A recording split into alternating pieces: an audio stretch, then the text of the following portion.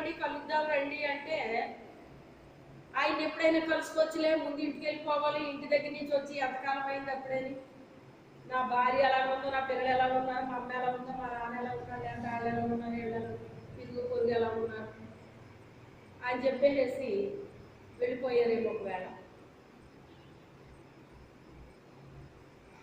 నన్ను మహిమపరచడానికి అన్యుడు తప్ప ఎవరో రాలేదా? అన్యజనులు విశ్వాసం ఉంచితేనంటండి దేవుని యందు ఆశీర్వదించబడతారటండి.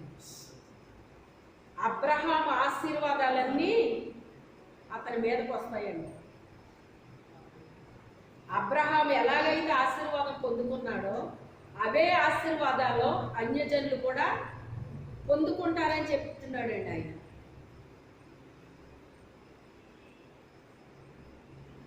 అయితే వీళ్ళకి ఆ విషయం తెలియలేదు. అబ్రహాము వంశంలో నుంచే కదా మేము వచ్చాము, మా వంశోడే కదా అబ్రహాము, అందుకని మేము గ్యారంటీగా ఎక్కడికి వెళ్ళిపోతాం, ఆశీర్వాదాలన్నీ మాయే, పరలోకం మాదే అని ఫిక్స్ అయిపోయారండి వాళ్ళు.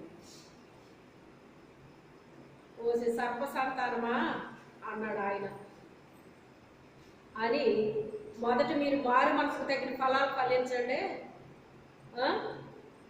అప్పుడు రండి, అప్పుడు ఇస్తాను బాప్తిసం మీకు అన్నాడు ఆయన. అప్పుడు ఇస్తాను బాప్తిసం అన్నాడు. మారు మనసు లేకుండా బాప్తిసం పొందుకున్నా ఒకటే, పొందుకోపోయినా ఒకటే, పొందుకోపోయినా ఒకటే. ఇప్పుడు చూడండి, నపుంసకుడితో ఫిలిప్పు గారు మాట్లాడినప్పుడు వెంటనే తన మనసు మారిందా లేదా? ఆయన ఏమన్నాడు? అయ్యా నీళ్ళు ఇక్కడే ఉన్నాయి కదా, నాకు బాప్తిసం ఇవ్వడానికి ఆటంకం పెట్టండి అన్నాడు. అన్నాడా లేదా? అంటే మనసు మారిన వెంటనే ఏం తీసుకోవాలనిపిస్తుంది? బాప్తిసం తీసుకోవాలనిపిస్తుంది. అప్పుడు అది కరెక్టు. మారి మనసు లేకుండా బాప్తిసం తీసుకున్న ప్రయోజనం ఏముండదు. లూదియా కూర్చుంది, దేవుని మాటలు విన్నది, ఆమె హృదయం మూయబడి ఉందంటండి. ఇప్పుడు దేవుడు ఏం చేశాడు? ఆమె హృదయాన్ని తెరిచాడు. ఇదిగో తలుపు వద్ద నిలుచుండి నేను తట్టుచున్నాను, ఎవడైనా నా స్వరం విని తలుపు తీసిరి ఎడల నేను వానిలోనికి వచ్చి వానితో కలిసి నేను భోజనము చేస్తానంటున్నాడు ఆయన. ఇప్పుడు ఆమె తలుపు మూయబడి ఉందంటండి, ఆయన ఏం చేశాడు? ఇప్పుడు దాన్ని తెరిచాడండి. తెరిస్తే ఇప్పుడు ఏమైంది ఆమెకి? ఆయన చెప్పిన మాటలన్నీ ఇప్పుడు ఆమెలో పనిచేసినాయి. ఎప్పటి వరకు ఏ మాటలు ఆమెలో పనిచేయలేదు, ఇప్పుడు ఆమె చెప్పిన మాటలు ఆయనలో పనిచేసినాయి అండి, ఆమెలో పనిచేసినాయి. ఆమెను ఆమె ఇంటి వారు కూడా ఏం చేశారట? బాప్తిసం తీసుకున్నారటండి. రక్షించబడి బాప్తిసం తీసుకున్నారటండి. ఆ జైలు అధికారి మారు మనసు పొందుకున్నాడు. ఎప్పుడు? అర్ధరాత్రి. అర్ధరాత్రి మారు మనసు పొందుకున్నాడండి ఆయన. ఆయనకి ఏమైనా సువార్త చెప్పబడిందా? ఏ మనిషికి ఎప్పుడు రక్షించబడతారో ఎవరికీ తెలియదండి. అది రాత్రైనా పగలైనా ఎప్పుడైనా కావచ్చు. అది మన మనస్సు మారింది, అది ఏ టైం అయితే ఆ టైంలోనే జరిగిపోద్ది ఆ కార్యం.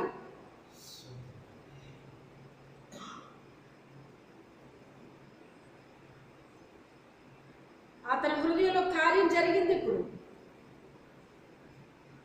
అసలు దొంగలు అనేటువంటి వాళ్ళు పారిపోతారు కదా, కానీ బంధకాలన్నీ ఊడిపోయినాయి, తలుపులన్నీ తెరుచుకున్నాయి, ఏ దొంగ పారిపోలేదేంటి? ఇదేదో చాలా విచిత్రంగా ఉంది. అతని లైఫ్లో మొదటిసారిగా చూసింది అదే. దొంగలు పారిపోవటం, వాళ్ళ కొరకు పరుగులెత్తటం, వాళ్ళని తీసుకురావటం, ఒకవేళ వాళ్ళు దొరకకపోతే వాళ్ళ పోస్టులు బూస్టులు అవటం ఈ తెలుసు. కానీ ఈయనకి దొంగలు పారిపోకుండా ఎక్కడోళ్ళు అక్కడ ఉన్నారు అంటే అతనికి ఇది పెద్ద షాకింగ్ న్యూస్ అనమాట. అలా పారిపోయారేమో అనుకుని అతను ఏం చేస్తున్నాడట, తనకు తాను హాని చేసుకోబోతున్నాడటండి. ఈ పౌలు గారిని ఎక్కడో లోపల పెట్టారు. ఆ లోపల ఉన్న ఆయనకి ఏమీ కనబట్టలేదు, దీపాలారిపోని. నువ్వు ఏ హాని చేసుకోవద్దు, ఎక్కడోళ్ళు అక్కడే ఉన్నారో నువ్వు ఏ హాని చేసుకోవద్దని ఎలా చెప్పాడు ఆయన? చీకట్లో ఎలా చూశాడు ఆయన? ఆశ్చర్యపోయాడు ఆ మాటకు ఆయన. అప్పుడు దీపం వెలిగించి తెమ్మని చెప్పి ఆ దీపం తీసుకెళ్ళి ఆయన లోపలికి వెళ్ళి బయటికి రప్పించి, ఈ దేవుడు నాకు కావాలి అన్నాడు. ఈ దేవుడు నాకు కావాలి అన్నాడు. ఆయన యందు విశ్వాసం ఉంచితే నువ్వు నీ ఇంటి వారు రక్షించబడతారు అని చెప్పాడు ఆయన. ఆయన గాయాలన్నీ కడిగేశాడంట. సంతకాడేమో శుభ్రంగా చెదగొట్టేశాడు, కాళ్ళకి బండలు వేసేశారు, లోపల తోసేశారు. ఇప్పుడు తీసుకొచ్చి ఏం చేశాడు, మళ్ళీ అతని గాయాలన్నీ కడిగాడటండి, నూనె రాశాడంట, ఇంటికి తీసుకెళ్ళాడు. ఆ దేవుడు మాటలే చెప్పడం బాబు అన్నాడు. దేవుని గురించి చెప్పినప్పుడు ఇంటిల్లి పాది మారు మనసు పొందుకున్నారంట. తెల్లారిగడు బాప్తిసాలు అయిపోయినాయి అంట. సంతకాడ చెద కొట్టేశాడండి. అర్ధరాత్రి భూకంపం వచ్చేసింది జైల్లో. ఎందుకు వచ్చింది భూకంపం?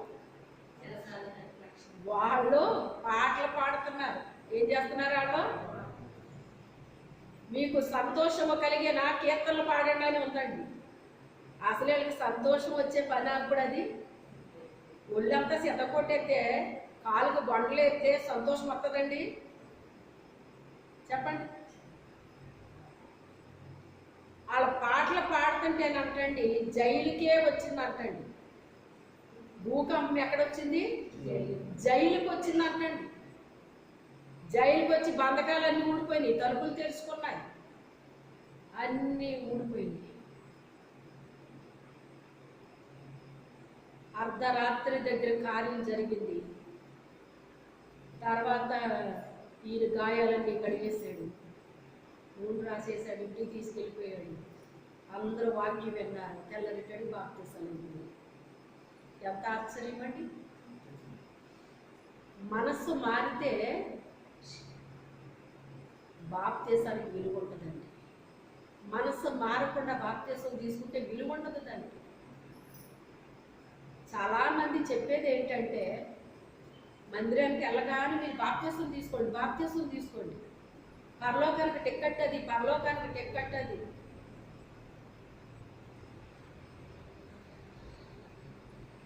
ఏదో ఒక కాగితం పట్టుకెళ్ళి బస్సు ఎక్కి మీరు టికెట్ తీసుకున్నారా అని అడిగాడు అనుకోండి కండక్టర్.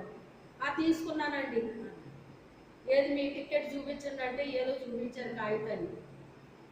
ఇది టికెట్ ఏంటయ్యా? ఇది టికెట్ కాదు ఇది అన్నాడు అనుకోండి.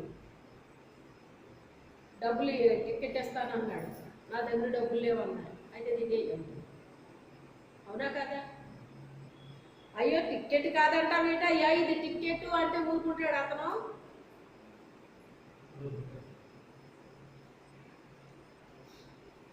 భూ సంబంధించిన ఒక కండక్టరే బస్సు దింపేస్తే రేపు ప్రొద్దుట పరిస్థితి ఏంటి?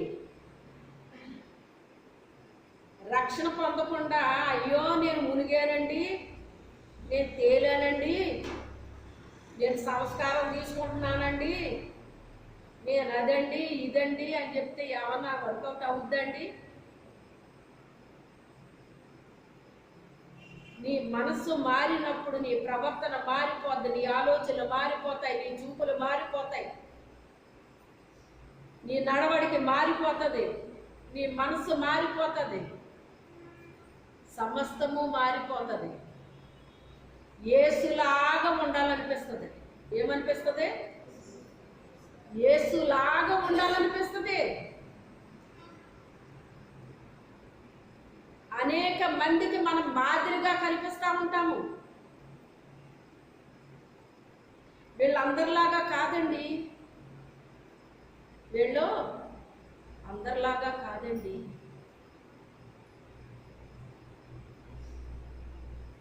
మనుషులు చూసేది కొంతే చూస్తారు మనల్ని, దేవుడు ప్రతిదీ చూస్తాడు మనల్ని. ఆయనకి కనపడని లోకంలో ఏదైనా ఉంటుందండి? ఏది కనపడకుండా ఉండదు, ఏది కనపడకుండా ఉండదు.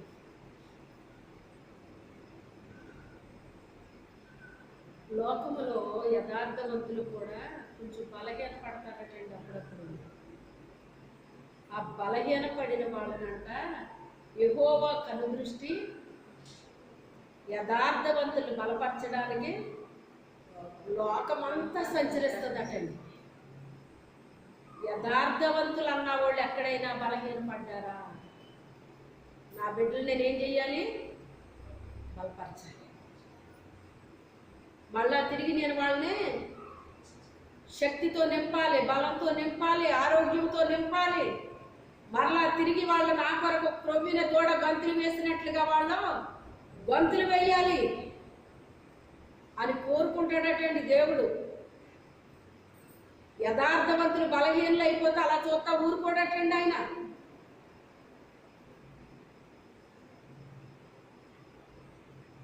మనకి మనమే నిశ్చితంగా ఏం చేసుకోవాలో తెలుసా? పరిశీలన చేసుకోవాలి. ఈరోజు నాతో ఏం మాట్లాడతావు ప్రభు అని నేను అడుగుతానండి దేవుణ్ణి. నాకేం చెప్తావో చెప్పు ప్రభు అని అడుగుతానండి. చాలా నిశ్చితంగా వింటా ఉంటానన్నమాట. చెప్పాను కదా ఇందాకనే, ఒక రోజు ఒకడు చెప్పింది అందులో నేను ఏదైనా మర్చిపోతే మళ్ళీ నెక్స్ట్ మళ్ళీ వస్తుంది అదే వాక్యం. దాన్ని నేను పెట్టకపోయినా అలాగ ఫ్లోట్లో వచ్చేస్తుంది అన్నమాట అండి. చూడండి, కొన్ని మనం పెట్టినప్పుడు కంటిన్యూ అయిపోతాయి అవి, ఆ రీతిగా వచ్చేస్తుంది అన్నమాట. అప్పుడు ఆ పాయింట్, నాకు అవసరమైన పాయింట్ అందులో వస్తుంది అన్నమాట. అమ్మో ప్రభువా, ఈ పాయింట్ నాకు ఇందాక మైండ్లో పడలేదు అనిపిస్తుంది అన్నమాట అండి. వెంటనే మనసులో ప్రార్థన చేసుకుంటాను నేను. ఎప్పటికప్పుడు మనం ఏం చేయాలి? మన పాత్రలు ఎలా కడిగేసుకుంటాం మనం, అలా కడిగేసుకోవాలి. వండుకు తినే పాత్రలనే మనం కడుక్కుంటున్నాం, తోముకుంటున్నాం. ఇది పెట్టి తోమంటే తెల్లగా వస్తుంది, అది పెట్టి తోమంటే జిడ్డు పోతుంది అని చెప్తుంటేనే మనం కొనుక్కుని వాటిలన్నీ చేస్తున్నాం కదండి. ఇక మన హృదయాలు ఇంకెంత శుద్ధి ఉండాలండి? మనకి ఉండాలా ఉండొద్దా? ఇది పరలోకానికి సంబంధించిందండి, ఇది భూమికి సంబంధించింది కాదు. ఈ ప్లేటు గ్లాస్ ఎక్కడే ఉండిపోయిందే. కాకపోతే అవి సరిగ్గా లేకపోతే మనకు జబ్బులు వస్తాయని క్లీన్ చేసుకుంటాం మనం, అవునా కాదా? ఇప్పుడు ఆ గ్లాసులో సబ్బు ఉండిపోయిందమ్మా, ప్లేట్లో సబ్బు ఉండిపోయింది, దాంట్లో తింటే ఏమవుతుంది మనకి? చెప్పండి, ఏమవుతుంది? అందుకే కదా దాన్ని ఏం చేస్తున్నాం మనం? బాబాయ్ దీనివల్ల మళ్ళీ మనకు అనారోగ్యాలు వస్తాయనే కదా క్లీన్గా కడుక్కుంటున్నాం వాటిని. భూ సంబంధించిన అనారోగ్యాలు వస్తాయనే వాటి విషయంలో అంత శ్రద్ధ తీసుకుంటున్నామే, మరి ఈ హృదయాన్ని, ఈ కళ్ళుని, ఈ చెవుల్ని, నోరుని, ఈ పెదవుల్ని, ఈ నాలుకని, వీటన్నిటిని ఇంకెంత క్లీన్ చేసుకోవాలో మీరు ఆలోచించండి. మన చేతులు, కాళ్ళు, ఇవన్నిటిని ఎంత శుద్ధి చేసుకోవాలో మీరు ఆలోచించండి. ప్లేటు ఒక రోజు తోమేసామండి బాగా నీట్గాని, ఒక నెలల దాకా తోమక్కర్లేదా దాన్ని? చెప్పండి, ఏం చేస్తాం?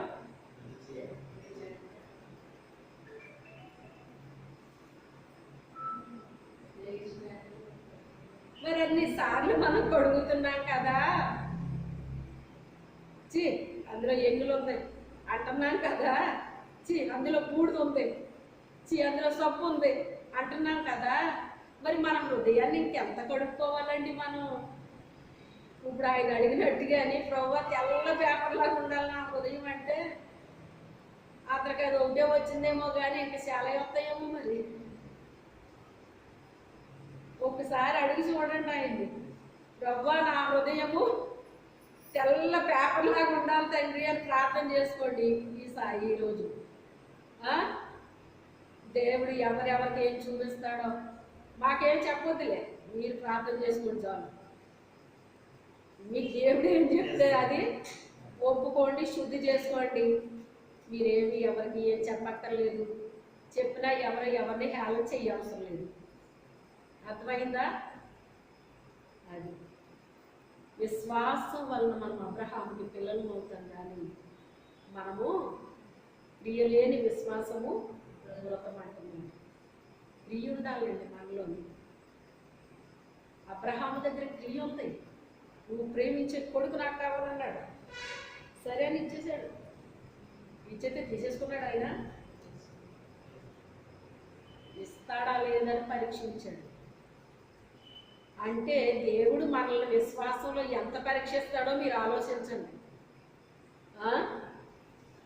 వాళ్ళే మరి దేవుడు అబ్రహాముకి సంతానం అవుతారండి. అర్థమైందా?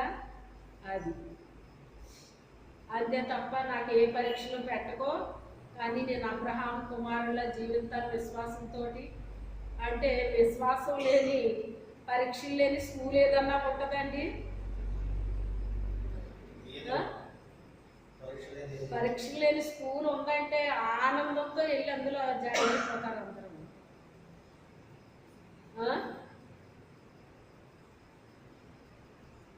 డిగ్రీ చదువుతారండి కొంతమంది, తెలుగును కూడా చదవలేరండి. ఇదేంటి మీరు డిగ్రీ చదివారు కదా అంటే, మరి అంతే. ఇప్పుడు డిగ్రీ అంతే, మరి అలాగే ఉంటుంది. అప్పుడు అలాగుంది, ఇప్పుడు ఇలాగ ఉందన్నమాట.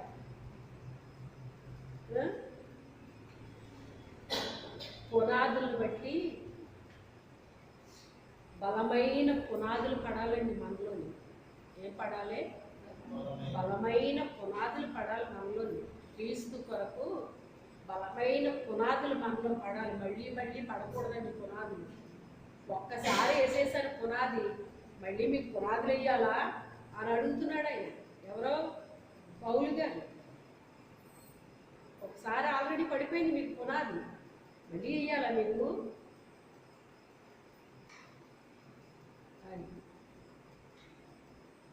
ఆయన యందు మనము విశ్వాసం ఉంచుదాము, ఆయన కొరకు మనము జీవిందాం. అటువంటి కృప దేవుడు మనకు అనుగ్రహించిన దాకా ప్రార్థన చేసుకుందాం. మోకరించండి. ప్రేరేపించబడిన వారు ఒకరు ప్రార్థన చేయండి.